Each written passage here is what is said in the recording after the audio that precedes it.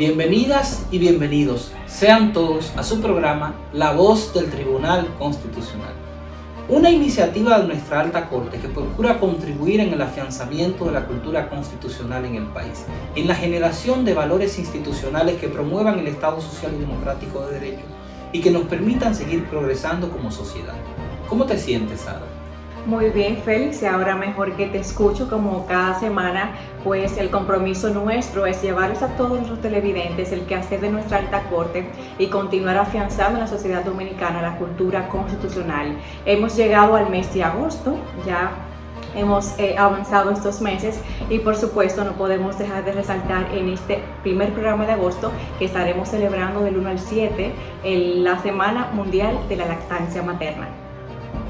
Así es, la lactancia materna sin duda es sumamente importante para el desarrollo de las potencialidades de la defensa del cuerpo de los niños. Así que desde el Tribunal Constitucional nos sumamos a esa campaña. Félix, también es importante ponderar que nuestro Tribunal Constitucional cuenta con un espacio exclusivo especial para las servidoras constitucionales que se encuentren en esta etapa de lactancia. Muy interesante, Ada. Pero vamos a entrar ya en el contenido del programa de la semana.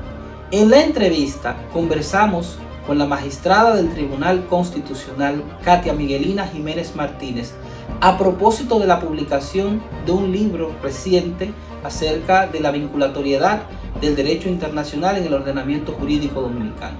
Y también compartiremos en la entrevista con el prólogo de esta obra el doctor Sergio García Ramírez, expresidente de la Corte Interamericana de los Derechos Humanos.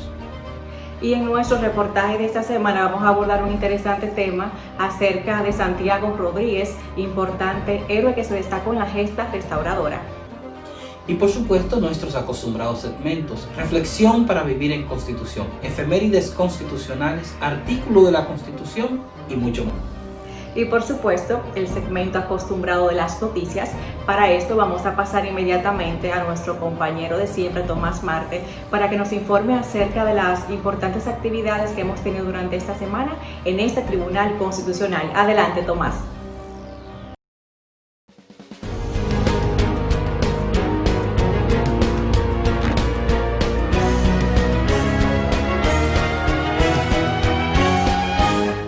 Noticias TC.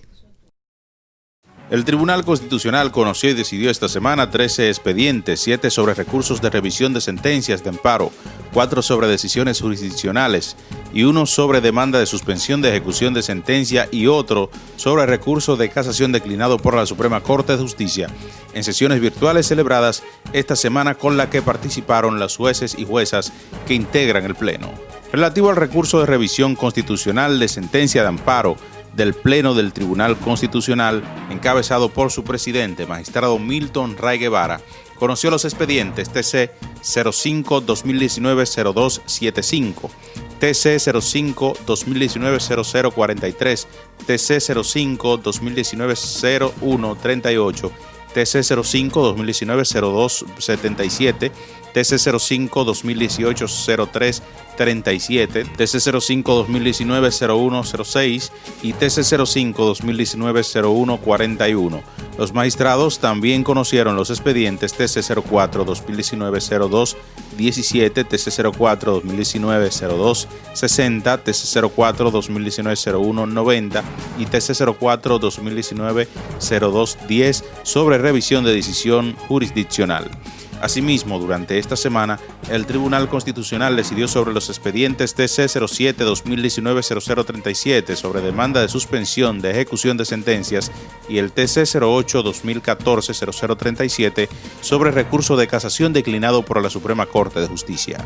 Al conocer el expediente número TC 05-2019-0275 interpuesto por Pedro José Chevalier Espinal, contra la sentencia número 0030-02-2019 SSEN 00042 dictada por la primera sala del Tribunal Superior Administrativo en fecha 14 de febrero del 2019, la decisión adoptada es rechazar el recurso y confirmar la sentencia objeto del mismo. En cuanto al expediente número TC-05-2019-0043, incoado por la Policía Nacional contra la sentencia número 0030-03-2018 SSEN 00325, dictada por la segunda sala del Tribunal Superior Administrativo en fecha 23 de octubre de 2018, se decidió rechazar el recurso y, por tanto, confirmar la sentencia recurrida. En el expediente TC-05-2019-0138, interpuesto por el Ayuntamiento del Distrito Municipal de Boca de Cachón contra la sentencia número 030-04-2018 SSEN 00324 de fecha 17 de septiembre de 2018 por la tercera sala del Tribunal Superior Administrativo, el órgano determinó declarar el recurso inadmisible. Entre los expedientes conocidos durante la semana está el TC-04-2019-02-17, incoado por la Sociedad Comercial Argenta S.A. contra la sentencia número 1586, dictada por la primera sala de la Suprema Corte de Justicia. En fecha 28 de septiembre del 2018, se decidió rechazar el recurso y, por tanto, confirmar la sentencia objeto del mismo. En lo que respecta al expediente TC-07-2019-0037, interpuesto por los señores Israel David Ovalles, Milton José Ovalles Martínez y Arcadio Rafael Ovalles, contra la sentencia número 319 dictada por la tercera sala de lo laboral, tierras, contencioso administrativo y contencioso tributario de la Suprema Corte de Justicia en fecha 8 de junio del 2016, la decisión tomada es rechazar la demanda en suspensión de ejecución indicada. Al conocer el expediente TC-05-2019-02-77, incoado por la Policía Nacional contra la sentencia número 042-2019 SSEN 00129 de fecha 20 de agosto del 2019 por la cuarta sala de la Cámara Penal del Juzgado de Primera Instancia del Distrito Nacional, la decisión adoptada es acoger el recurso, revocar la sentencia objeto del mismo dada la incompetencia del tribunal que dictó, por lo que el asunto se remitirá a la jurisdicción competente para que conozca la acción de amparo. En cuanto al expediente TC-05-2018-03-37, interpuesto por Jorge Lizardo Vélez contra la sentencia número 030-2017 SSEN 0377, dictada por la primera sala del Tribunal Superior Administrativo en fecha 7 de diciembre del 2017, se decidió acoger el recurso, revocar la sentencia atacada y declarar la incompetencia de la acción. El Tribunal Constitucional se mantiene sesionando en modalidad virtual debido a la situación causada por la pandemia del denominado COVID-19. A tales efectos, se han dispuesto medidas para asegurar la continuidad de las operaciones esenciales de manera presencial y el teletrabajo en gran parte del personal. Esta semana estará sesionando igualmente. El Tribunal Constitucional dijo además que estas informaciones en estado de emergencia no sustituyen la publicación de los comunicados sobre la adopción de decisiones que seguirán siendo emitidos conforme la normativa institucional.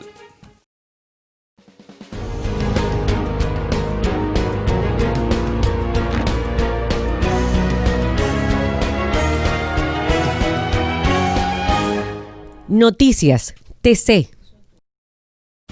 El Tribunal Constitucional de la República Dominicana tiene como misión la difusión y divulgación de nuestra Constitución. Es por eso que te la ponemos más fácil. Y es que ya puedes acceder a ella a través de nuestro código QR. Mira, es muy sencillo. Donde quiera que veas este código, escanéalo en nuestras publicaciones, vallas, periódicos o hasta en el televisor y en un segundo obtendrás la Constitución Dominicana en tu tablet o teléfono.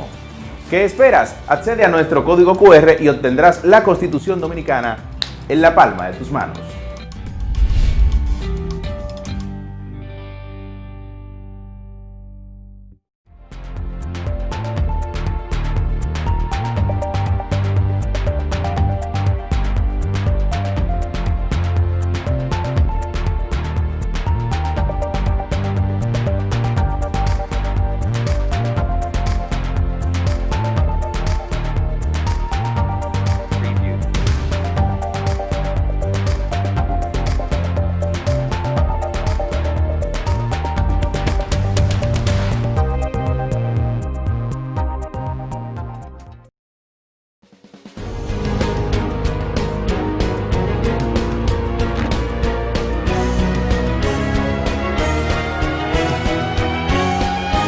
Reflexión para vivir en Constitución.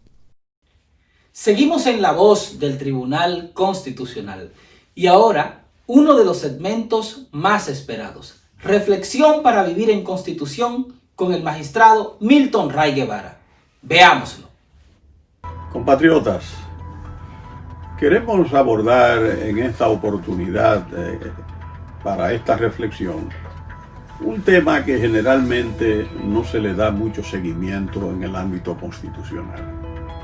Es importante para que ustedes se den cuenta de cómo la Constitución actual prevé una serie de mecanismos destinados a garantizar la mejor elaboración de las políticas públicas en nuestro país. Y es que la Constitución nuestra habla en la sección relativa a la planificación de una cuestión sumamente interesante, y es que el artículo 242 de la Constitución se refiere al Plan Nacional Plurianual.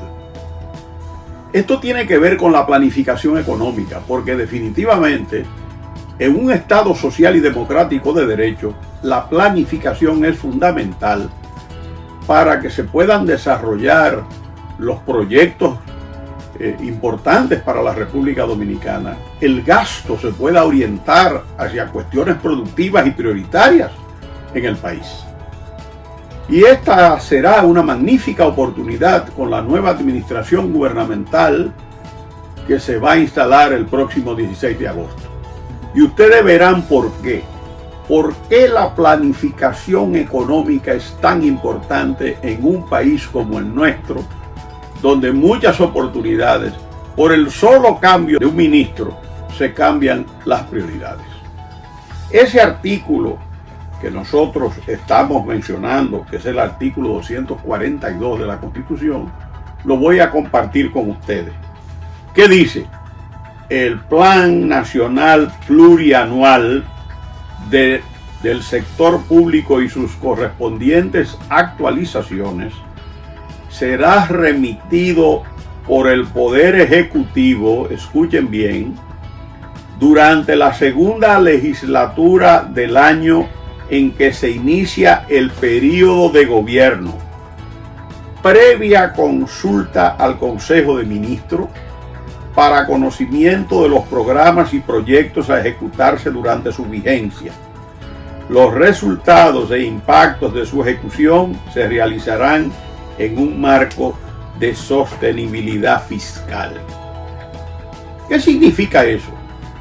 Que la nueva administración que se instale en el país, es decir, cuando se inicia el periodo de gobierno, previa consulta al Consejo de Ministros, pues el Poder Ejecutivo tiene que remitir al Congreso Nacional el cúmulo de proyectos, de programas a ejecutarse durante ese Plan Nacional Plurianual del sector público. Eso es sumamente importante.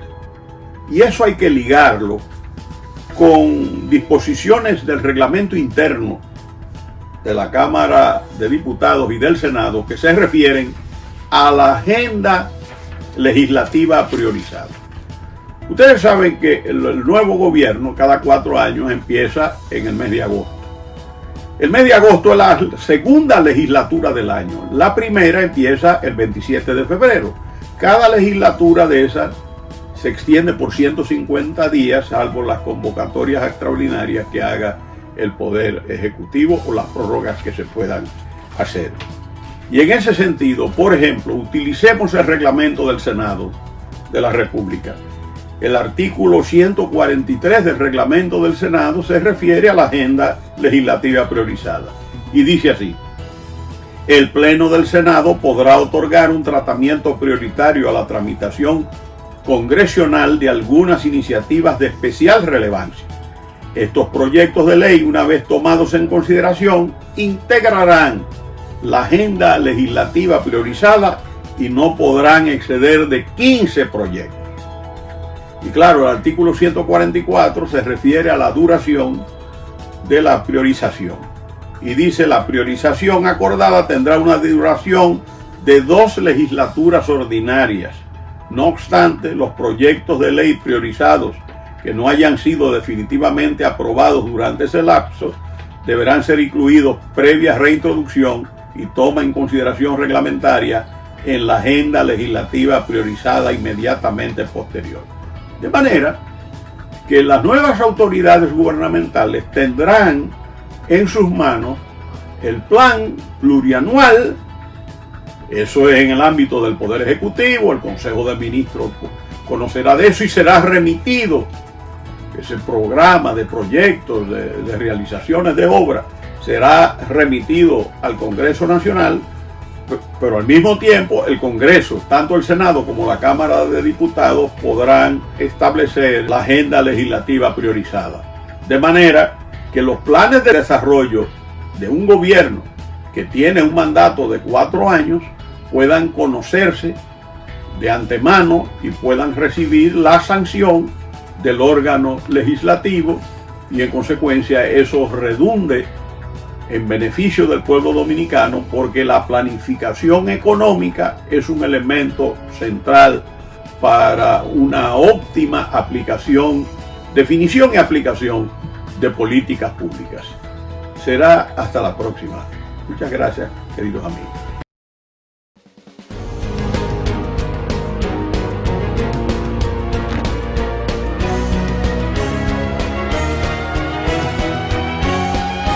Reflexión para vivir en Constitución. Ante la pandemia que vivimos por el coronavirus, es importante seguir estas recomendaciones. Quédese en casa y evite el contacto con más personas. No acepte visitas ni visite a los demás. Lave sus manos con frecuencia durante al menos 20 segundos cada 3 horas. Evite tocarse la nariz, la boca y los ojos. Desinfecte las superficies que utiliza, como mesas, teléfonos, escritorios y teclados de computadoras. Use desinfectante a base de alcohol para evitar la propagación de gérmenes. Al estornudar o toser, cúbrase con el antebrazo o utilice pañuelos desechables. Manténgase al tanto de las informaciones oficiales sobre el coronavirus emitidas por el Ministerio de Salud Pública a través del portal web www.tc.gov.do. Tribunal Constitucional de la República Dominicana. Democracia constitucional.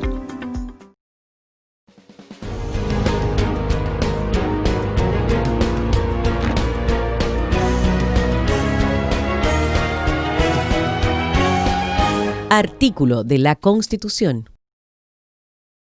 Artículo 216. Partidos políticos. La organización de partidos, agrupaciones y movimientos políticos es libre, con sujeción a los principios establecidos en esta Constitución. Su conformación y funcionamiento deben sustentarse en el respeto a la democracia interna y a la transparencia de conformidad con la ley. Sus fines esenciales son: 1. Garantizar la participación de ciudadanos y ciudadanas en los procesos políticos que contribuyan al fortalecimiento de la democracia. 2. Contribuir en igualdad de condiciones a la formación y manifestación de la voluntad ciudadana, respetando el pluralismo político mediante la propuesta de candidaturas a los cargos de elección popular. 3. Servir al interés nacional, al bienestar colectivo y al desarrollo integral de la sociedad dominicana.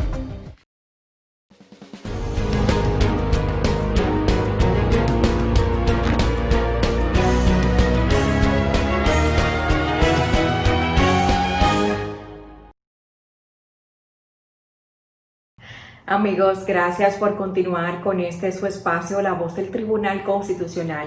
Hemos llegado al segmento acostumbrado, el reportaje, y como cada semana abordamos en el mismo interesantes temas de nuestra historia nacional, así como también importantes efemérides patrias. En esta ocasión vamos a abordar un interesante trabajo de investigación acerca de uno de los héroes que tuvo incidencia en la Guerra de la Restauración, El 16 de agosto de 1863 nos referimos a Santiago Rodríguez. Veámoslo.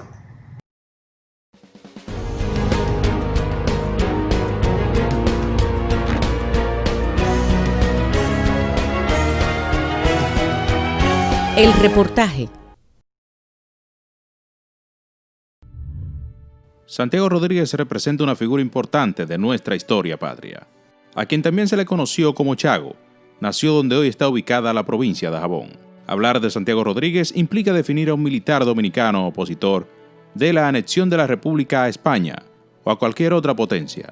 Reconocido como uno de los rebeldes del famoso Grito de Capotillo, movimiento con el que inició la Guerra de la Restauración, que le tuvo como una de las primeras espadas dominicanas. Esta figura militar nació en el 1809, dato basado en la vieja iglesia de Sabaneta, en la cual había una lápida cuyo texto decía: Santiago Rodríguez, 1809-1879. Otros datos de su origen le atribuyen que nació en la provincia de Santiago de los Caballeros y que estuvo casado con Josefina Bueno. El Despoblado es la zona donde luego se estableció en la actualidad este lugar. Se conoce como Sabaneta. Después de la restauración del país, Santiago Rodríguez ocupó cargos militares como el de coronel y general. Máximo prócer de la participación de Sabaneta en el proceso restaurador. Algunos historiadores lo han definido como el iniciador supremo de la restauración. Comenzó su carrera en el movimiento La Reforma. De este salió siendo prócer y con muy buenas relaciones con la Junta Central Gubernativa en la época de la independencia, llegando a convertirse en consejero de esta entidad y de otros defensores de la dominicanidad. No perteneció a ningún partido político, aunque en las postrimerías de su vida se indica que colaboró con el presidente de la República, Buenaventura Báez. Se alzó como héroe nacional por su participación decidida en la gesta restauradora. El 16 de agosto de 1863 compartió con José Cabrera y Benito Monción la hazaña de promover el inicio de la revolución emancipadora desde el célebre Cerro de Capotillo. Características de ciudadano ejemplar le adornaron a Santiago Rodríguez. Citamos a un ser desinteresado y sin ambición de poder o gloria, ajeno a lograr prebenda o beneficios por su condición de líder o luchador incansable. Es así como escritores de la talla de J. Agustín Concepción, en su obra Síntesis Histórica del Municipio de Santiago Rodríguez, sustenta que en víspera de constituirse el gobierno de la Restauración, una comisión integrada por santiagueros le visitaron en Sabaneta y le ofrecieron la presidencia del gobierno que iba a instalarse. Pero él declinó el ofrecimiento con las siguientes respuestas. No quiero que me pase como a Valverde en su gobierno del 7 de julio de 1857. Quiero estar a distancia de las ambiciones del poder. Mi única ambición era ver flotar otra vez mi vieja bandera y ya está. Y entonces Santiago Rodríguez recomienda que sea escogido como presidente de la República José Antonio Salcedo, Pepillo. Posteriormente, este hombre de ideales nacionalistas aceptó ser alcalde en el momento en que se produce la anexión y más tarde ocupa la presidencia del Ayuntamiento de Sabaneta. Se dice que era uno de los hombres más instruidos. A él se le atribuye un manifiesto que se llama la Cuarta Zaragata, un manifiesto llamando al pueblo dominicano de una manera muy concienzuda a crear conciencia para la Guerra de la Restauración. Entrevistados en la provincia de Santiago Rodríguez, los historiadores José Rafael Reyes y Ramón Fernández narran varios episodios importantes de este personaje histórico. ¡Fuego! Reseñamos cuando el general Epifanio de Peña se vio precisado a levantarse en armas en la plaza de Guayubín el 21 de febrero de 1863. Fue secundado por Santiago Rodríguez, quien se pronunció en la plaza de Sabaneta. La revolución fue sofocada por las tropas españolas al mando del general José Hungrías. Rodríguez, negándose a aceptar las garantías que le ofreció la autoridad española al grupo de insurrectos, se refugió en Haití. Este singular prócer de la independencia y de la restauración ganó tanto arraigo que logró conquistar a las más influyentes figuras del norte y el noroeste de la República para que se unieran al movimiento que debía estallar el 27 de febrero de 1863, simultáneamente en Puerto Plata, Moca, La Vega, San Francisco de Macorís, Santiago y poblaciones de la línea noroeste. Este momento de la historia noroestana fue subrayado en una conferencia dictada en ocasión de presentarse el Tribunal Constitucional en Santiago Rodríguez por el presidente del organismo. Nos dice don Ricardo González Quiñones en su obra Sabaneta, 170 años de historia y heroísmo, cronología 1844-2014, cito: al rayar el alba, el coronel Santiago Rodríguez, acompañado del coronel Pedro Tomás, los oficiales José Martínez e Ignacio Reyes, tomaron la plaza de armas de Sabaneta a vivos gritos de "machete carajo" y proclamaron "viva la República Dominicana". Recordemos la Convención de los Almácigos, que según Pedro M. Archambault, en su libro Historia de la Restauración, relata que tras el desastre de Sabaneta, Santiago Rodríguez convoca a convención e informa el fracaso por indiscreción de uno de los implicados de la toma de Guayubín y Sabaneta, lo que originó la dispersión de los patriotas. Ante la situación consultó a los presentes sobre la idea de ir a Haití a buscar herramientas de guerra para encender la lucha, pero antes de tomar ese destino, animó al grupo diciéndoles: nosotros somos casi todos los victoriosos de 1000 combates contra los haitianos y no nos arredran sacrificios ni reveses. Regresó al país el 16 de agosto de 1863. Se encontraba en el Cerro de Capotillo junto a José Cabrera, Benito Monción y otros nobles restauradores. Junto a Cabrera marchó ese día a Sabaneta y ocuparon esta población. Salen desde el Capotillo haitiano, cruzan a territorio dominicano, suben al Cerro de Capotillo dominicano y entonces ahí el general Santiago Rodríguez iza la bandera dominicana que fue confeccionada por Huberto Marzán.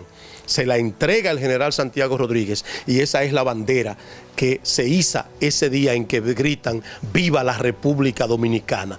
Su estado de salud impidió que prosiguiera la lucha y la dejó en manos de Benito Monción, Pimentel y Gaspar Polanco. Logró aglutinar a su lado a sus viejos compañeros de 1844. Esos antecedentes le dan a Santiago Rodríguez un prestigio único y todas esas comarcas le siguieron a unanimidad, escribe Archambault. José Rafael Reyes y Ramón Fernández consideran el valor del rol que jugó Santiago Rodríguez en la gesta libertadora. Sin espacios para dudas, posee el prestigio de la preparación y arrojo del incansable insurrecto y luchador por la libertad. Figuró como primer teniente en la batalla campal de Sabana Larga, en la cual resultó herido. La pluma del profesor Juan Bosch resalta no solo la guerra restauradora, sino además al ilustre militar Santiago Rodríguez. En apenas 32 líneas del libro de Archambault hallaremos una sorprendente riqueza de información que nos da una idea clara de lo que fue la unidad de las clases sociales dominicanas que se produjo inmediatamente antes de que comenzara la Guerra de la Restauración. Esa unidad era indispensable porque lo característico de una guerra de liberación nacional es que las luchas de clases del pueblo que hace tal tipo de guerra son desviadas hacia una lucha contra el ocupante del territorio de ese pueblo. Bosch habla de la retirada a Haití de Santiago Rodríguez, donde permaneció 5 meses y medio trabajando sin cesar en contacto permanente con los patriotas de la lucha armada contra España, que vivían en las vecindades de la frontera. Ese capítulo de la historia dominicana caló en muchas generaciones, según el análisis del magistrado Ray Guevara. La impronta del general Santiago Rodríguez y tantos otros fervorosos revolucionarios no se agoten en haber logrado la restauración de la República, ya que su espíritu patriótico cobró vida en el cuerpo de hombres y mujeres valientes que a través de la historia han arriesgado sus vidas para defendernos de potencias extranjeras y mantenerlos como una república libre, soberana e independiente.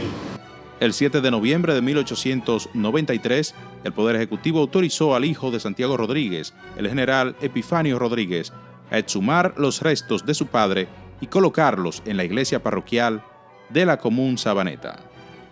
Con motivo de su fallecimiento se escribió en el periódico El Eco de la Opinión: acaba de morir en Sabaneta uno de los hombres para quienes la historia tiene que reservar una página de gloria, el general Santiago Rodríguez, compañero de los denodados adalides que en el Capotillo se sublevaron contra la dominación española y que hizo sacrificios enormes por el triunfo de aquella causa inmortal.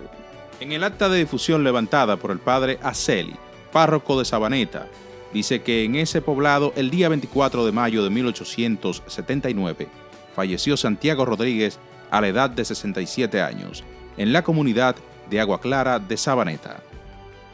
Entre sus legados, no podemos olvidar una característica de Santiago Rodríguez: su modestia era igual a su valor.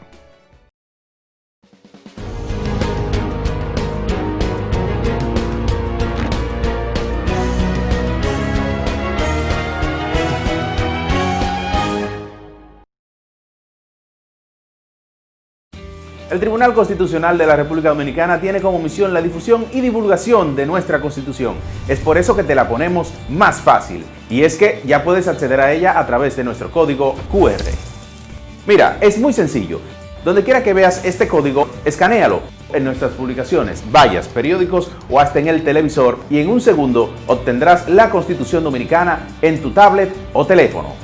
¿Qué esperas? Accede a nuestro código QR y obtendrás la Constitución Dominicana en la palma de tus manos.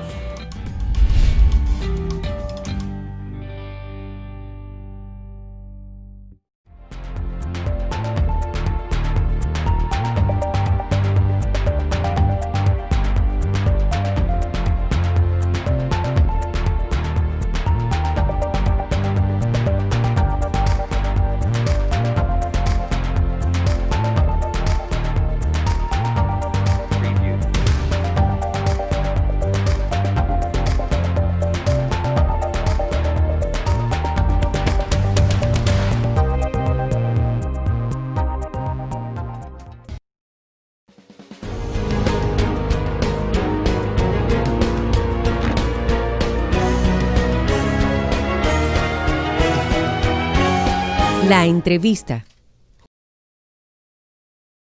Muchas gracias por continuar en sintonía en La Voz del Tribunal Constitucional. En la entrevista de la semana tenemos dos invitados muy especiales.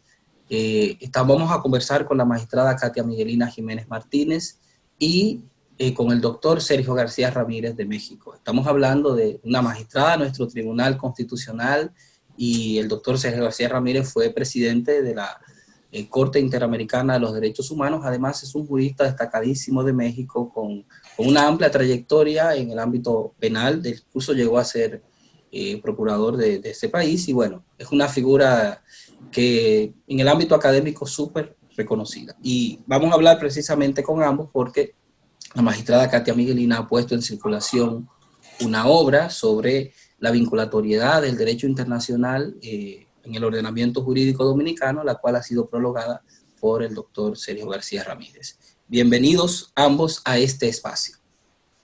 Muchísimas gracias, Félix. Para mí un honor volver a estar en este espacio de divulgación de nuestro órgano, La Voz del Tribunal Constitucional, y más que satisfecha y honrada de que podamos estar acompañados nada más y nada menos que por el doctor Sergio García Ramírez.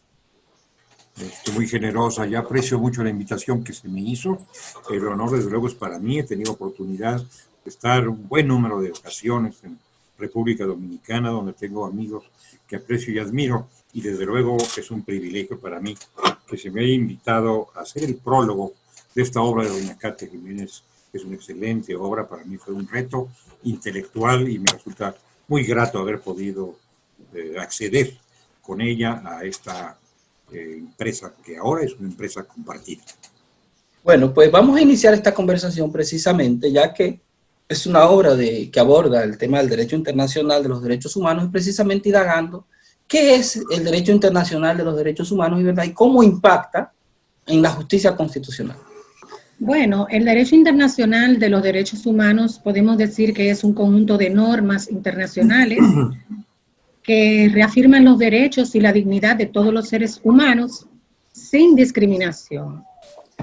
Este derecho se apoya en una serie de instrumentos normativos universales y regionales, y es el resultado de un mundo globalizado que dio lugar a una serie de transformaciones significativas en el ámbito jurídico. En nuestra región, a lo cual no escapa la República Dominicana, en ella se han estado produciendo esa denominada constitucionalización del derecho internacional de los derechos humanos como parte de una tendencia evolutiva de apertura en materia de derechos humanos que se registra desde hace algún tiempo. Todo ello impacta en distintos aspectos de la práctica jurídica, incluida la constitucional, que tiene que ver y debe ser así en el derecho internacional de los derechos humanos y tenerse como una valiosa herramienta especialmente para la expansión de los derechos humanos. Podemos decir que otra consecuencia de esa asimilación del derecho internacional de los derechos humanos en el ámbito doméstico, específicamente en nuestro país, es que también forma parte del bloque de constitucionalidad las interpretaciones que hace la Corte Interamericana de Derechos Humanos a la Convención, lo cual ha de impactar en la justicia constitucional. De esta manera, además, el derecho constitucional se va nutriendo, por decirlo de alguna manera, del derecho internacional de los derechos humanos, lo que iría perfilando a través de un diálogo jurisprudencial entre jueces nacionales e internacionales, ese ius común, en particular en cuanto a una visión homogénea en materia de derechos humanos fundamentales. Me parece que ese es a grandes rasgos el impacto. Doctor García, me surge la siguiente pregunta precisamente a partir de la respuesta que da la magistrada Katia. ¿Por qué es importante que los estados estén debidamente vinculados al derecho internacional de los derechos humanos?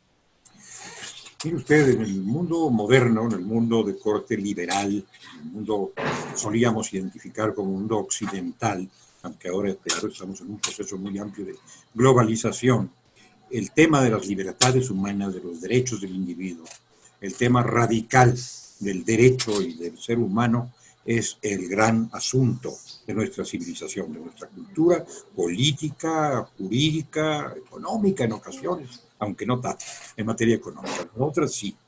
Entonces, se ha convertido esto en un gran parámetro que tiene una tendencia regional y universal creciente, como acaba de expresar la magistrada Katia Miguelina.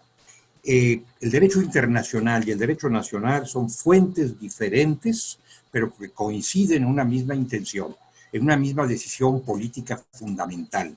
La decisión política fundamental es la preservación de la dignidad humana y de los derechos y libertades inherentes a la dignidad humana.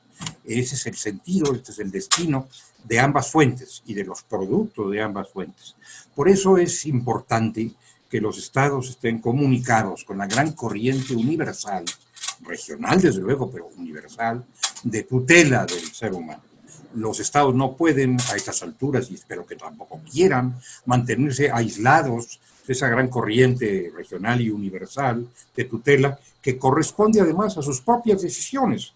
Son estados que se proclaman en sus constituciones y en sus afirmaciones políticas como estados democráticos, como estados antropocéntricos que colocan al ser humano en centro de todas sus preocupaciones y ocupaciones. Y eso mismo hace el derecho internacional de los derechos humanos. Entonces aquí hay un punto de convergencia. Si alguna vez estuvieron alejados el orden internacional y el orden nacional, esa situación de distancia ha cesado y ahora se encuentran fuertemente comunicados. Los derechos humanos surgen primero en los planos nacionales, como sabemos, y después, mucho después, en el plano internacional. Ahora están comunicados ambos planos y se fertilizan mutuamente.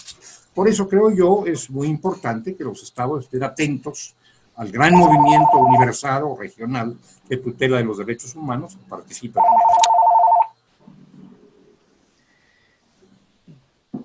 Magistrada, creo que para continuar este diálogo, ¿verdad?, vamos a visualizar ya en el contexto de la República Dominicana los sistemas de derechos humanos que el país, digamos, tiene algún nivel de vinculación. Me imagino de manera particular con el sistema interamericano de los derechos humanos, en función de los instrumentos normativos que se han adoptado en el país.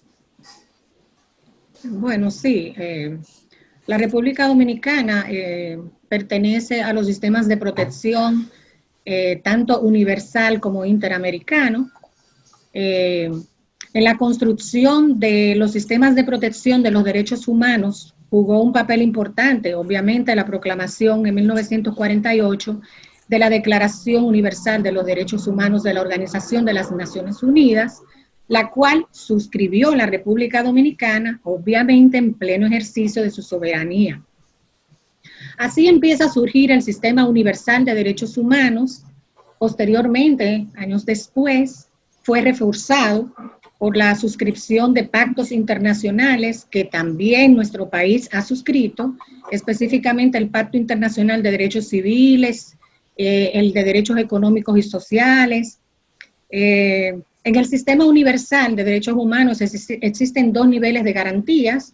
En primer lugar están los órganos principales creados en virtud de la Carta de las Naciones Unidas, como son la Asamblea General, el Consejo de Seguridad, la Corte Internacional de Justicia, la Comisión de Derechos Humanos, entre otras dependencias. Además de la creación del Sistema Universal de Protección de Derechos Humanos, a nivel regional se desarrollan otros sistemas de protección, pero limitados a su ámbito geográfico.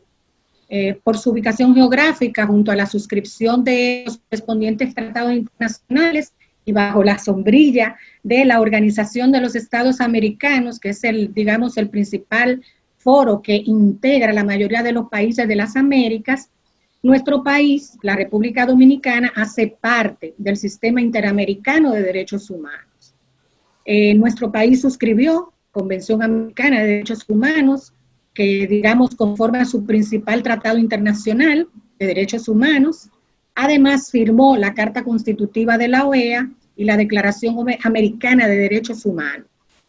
Estos instrumentos internacionales son los pilares sobre los que se sustenta el fundamento jurídico de las actuaciones del sistema de protección interamericano. Básicamente, esos son los sistemas a los cuales nosotros estamos vinculados. En esa misma línea, doctor García, ¿cuáles son los órganos del sistema interamericano, verdad? ¿Y qué funciones ejercen? Mire, estamos hablando, maestro, del sistema interamericano. A mí me gusta abordar esta cuestión, suelo hacerlo en mis exposiciones, en mis charlas, desde una perspectiva histórica que explica el surgimiento y la actuación actual. Yo comparo esto con una navegación. Hay una navegación universal por los derechos humanos, desde el tiempo en que los derechos no eran reconocidos, tiempo de Estado absoluto, por ejemplo, y ese curso, esa travesía del universo de los seres humanos, en fin, va a culminar algún día, esta es una utopía pero realizable, creo yo, en una circunstancia de respeto y de práctica absoluto de los derechos humanos. Esto implica una travesía, un curso, un recorrido, y nosotros estamos actualmente en una etapa de ese recorrido. En ese recorrido que, para fijarle fechas, se inició en una conferencia panamericana, interamericana, mejor dicho, de problemas de la guerra y de la paz en 1945, la llamada Conferencia de Chapultepec. En ese recorrido se fueron emitiendo estos ordenamientos, estos tratados, estos compromisos, declaraciones a los que se acaba de referir la magistrada con todo acierto. Y ahora estamos en una etapa más madura del sistema. El sistema no es solamente la Corte Interamericana y la Comisión Interamericana, dos cuerpos, dos instancias con 7 integrantes cada una, no podría desplegar la fuerza que debe tener un sistema solamente este conjunto, pequeño conjunto de 2 órganos. El sistema son los estados. Los estados mismos son actores fundamentales del sistema. Los estados han participado en la Declaración Americana sobre Derechos y Deberes del Hombre. Los estados suscribieron la Convención Americana o se incorporaron en ella a través de adhesión. Los estados concurrieron a la creación de la Comisión Interamericana de Derechos Humanos en una reunión de cancilleres en Santiago de Chile. Los estados participaron en la Convención Americana y en la creación e integración de la Corte Interamericana. Así que los estados son parte del sistema. Sin los estados, el sistema tropieza. el sistema se vería frustrado. Entonces, por eso también es importante convocar a los estados a que reconozcan las consecuencias de sus propias convicciones y de la suscripción que han hecho de declaración, de convención, de integración de la Corte, etc. Luego también está la Organización de los Estados Americanos, que es esta asamblea de entidades políticas de nuestro continente, cuyo fin fundamental, según ha manifestado la propia OEA, es la tutela de los derechos humanos con sus distintas proyecciones. Y también están ahí, posteriormente, la Comisión Interamericana y la Corte Interamericana con sus respectivas misiones, con sus respectivas características. La Comisión ha sido muy activa, muy dirigente, yo la reconozco y la aprecio. Ha tenido presencias históricas importantes en muchos países. Bueno, Dominicana es uno de ellos, desde luego, Argentina es otro de ellos, y otros más, no quiero singularizar. Y posteriormente la Corte Interamericana, que es un órgano jurisdiccional, no es un órgano supervisor de las realidades generales del continente, sino un órgano que emite opiniones consultivas y conoce de casos, pues ha, creo yo, innovado con una jurisprudencia verdaderamente transformadora, una nueva y gran jurisprudencia, cuyas joyas de la corona, si me permiten la expresión, son el régimen de reparaciones, de las violaciones de derechos humanos, y el régimen de atención a los vulnerables, a los grupos vulnerables. Entonces, estas son las dos grandes tareas y las dos grandes instancias que actualmente existen en nuestro medio americano. Comisión Interamericana, una especie de ombudsman, si se quiere, continental, de fiscalía, si se quiere, también continental, y Corte Interamericana, que es un tribunal cuyas decisiones son vinculantes, se aceptan como tales en la Convención Americana, que emite sentencias, que expide opiniones consultivas, que también son la interpretación fiel y oficial de la Convención Americana y de otros tratados internacionales y otros pronunciamientos de carácter jurisdiccional. Yo creo que con esto respondo más o menos a la interesante pregunta que usted me formuló. Bueno, magistrada, evidentemente el sistema interamericano de los derechos humanos, al interactuar con los distintos ordenamientos, genera algún tipo de impacto. ¿Cómo ha impactado precisamente en el ordenamiento jurídico dominicano? Bueno, yo pienso que esta pregunta debemos responderla desde la óptica del compromiso. Los estados suscribientes de la Convención, tal como ha dicho el magistrado García Ramírez, asumieron el compromiso de adecuar el derecho interno y el conjunto de la actuación de las autoridades del Estado a los instrumentos internacionales de derechos humanos. Cuando los estados asumen un tratado, una convención, asumen al mismo tiempo una obligación. En términos generales, me parece que el impacto ha sido positivo, no puedo decir que no. Es interesante, por ejemplo, constatar en una variedad de casos en la República Dominicana, específicamente sus órganos jurisdiccionales, que han adaptado su normativa interna, la normativa interna, para cumplir con disposiciones contenidas en la Convención o con alguna sentencia de la Corte. O sea, han incorporado estándares internacionales para resolver asuntos jurídicos de diversa índole. Me llega a la mente, por ejemplo, cuando era yo juez penal, en el año 1999, cuando la Suprema Corte de Justicia trazó el procedimiento a seguir en materia de amparo, aludiendo textos de la Convención Americana de Derechos Humanos, especialmente el artículo 25 que habla de que toda persona tiene derecho a un recurso sencillo y rápido contra actos u omisiones que violen sus derechos fundamentales. Recordemos que hasta ese momento en nuestro país carecíamos de una ley que regulara el amparo.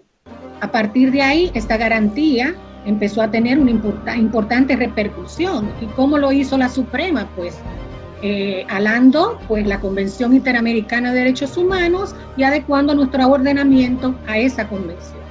Asimismo surge, por ejemplo, la resolución 1920 del año 2003 de la Suprema también, que permitió que se adoptaran una serie de medidas anticipadas a la entrada en vigencia del Código Procesal Penal, de modo que se humanizara el juzgamiento de los procesados, garantizándoles el debido proceso y la tutela judicial efectiva.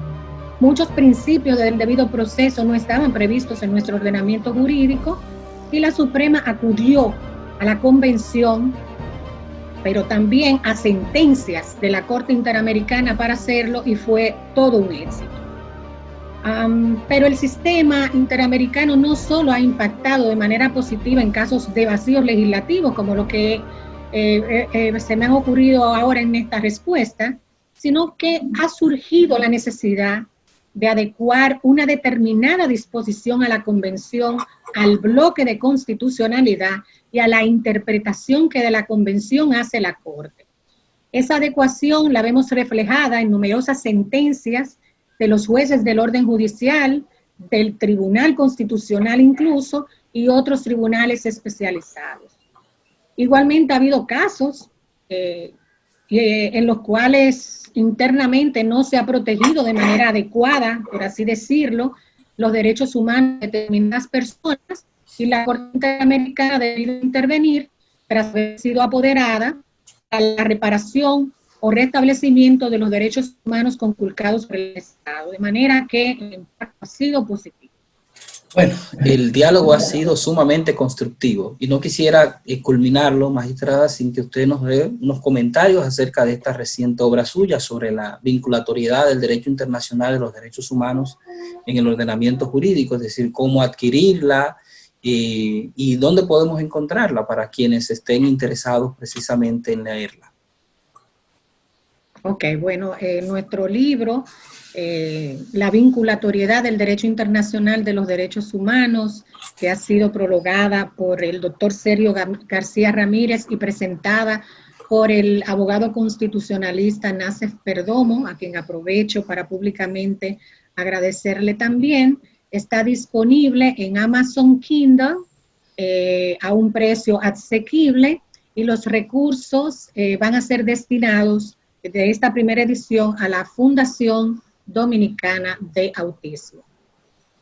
Excelente. Bueno, todos los que tengan interés en conocer un poco más acerca de la perspectiva que maneja la magistrada Katia Miguelina Jiménez Martínez sobre la vinculatoriedad del derecho internacional de los derechos humanos en el ordenamiento jurídico nacional dominicano, bueno, pues adquieran esa obra. Yo mismo tengo pendiente adquirirla para poder compartirla con mis estudiantes y sin duda será una conversación muy grata.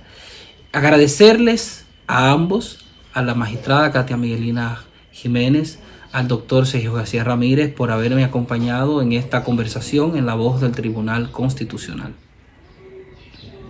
Gracias a usted, al Tribunal Constitucional, a la magistrada por su hospitalidad, muy honrosa para mí, lo aprecio. Y bueno, y a ustedes en sus hogares les decimos que no se vayan, porque tras la pausa continuaremos con más en la voz del Tribunal Constitucional.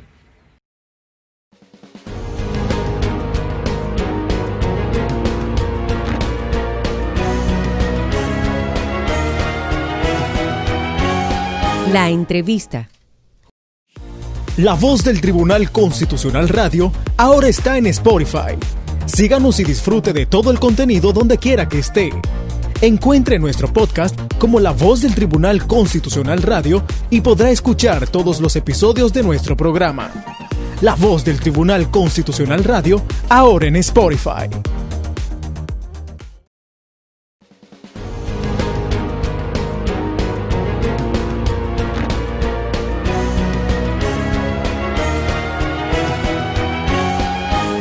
Efemérides constitucionales. Muchas gracias por continuar con nosotros. En la efeméride constitucional de la semana vamos a conocer acerca de la insurrección armada del 1874 en Santiago de los Caballeros. Veámoslo. El 5 de agosto de 1874 estalla en Santiago de los Caballeros una insurrección armada, la cual fue sofocada a través de un movimiento puesto en ejecución por las provincias de la región del Cibao, las cuales se proclamaron a favor del presidente de la República, Ignacio María González. El movimiento cibaeño al igual que las demás provincias de las otras regiones del país, negó los términos de la Constitución del referido año 1874 y otorgó al primer mandatario transitoriamente plenos poderes para que González gobernara el país hasta tanto se redactara y aprobara una Carta Magna que se correspondiera con las necesidades y los mejores intereses de la República. Ignacio María González, encargado del Poder Supremo de la Nación, manifestó en un documento público que aceptaba la decisión de todos los pueblos que desconocían el texto supremo de 1874 de designarlo con plenitud de poderes, convocando a tales efectos para el siguiente mes de septiembre de 1874 una convención nacional.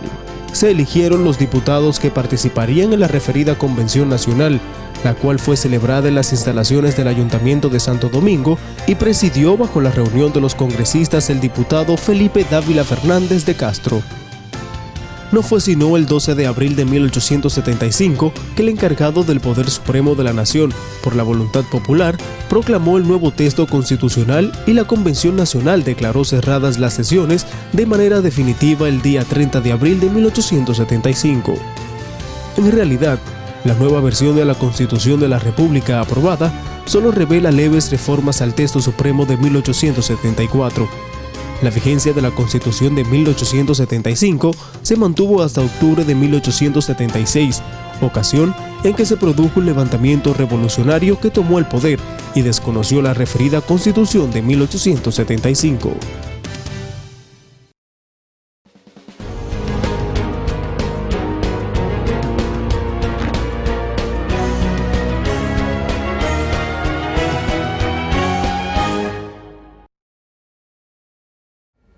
Félix, y de esta manera llegamos a la parte final de esta propuesta a la voz del Tribunal Constitucional, invitándoles a todos nuestros televidentes que tienen una cita con nosotros la próxima semana para que continuemos juntos construyendo la cultura constitucional en nuestro país. El compromiso de ustedes y de nosotros es que juntos aportemos un granito de arena cada semana en avanzar en la construcción de esa cultura constitucional. La voz del Tribunal Constitucional les espera la próxima semana. Así que cuídense y cuiden a sus familias porque todavía estamos en el ojo del coronavirus. Así es, y no sin antes invitar a nuestros televidentes a que pueden ver este programa y los demás de La Voz del Tribunal Constitucional a través de nuestras plataformas digitales en Instagram, Twitter, Facebook, YouTube y por supuesto nuestra página web www.tc.gov.do. Hasta la próxima semana.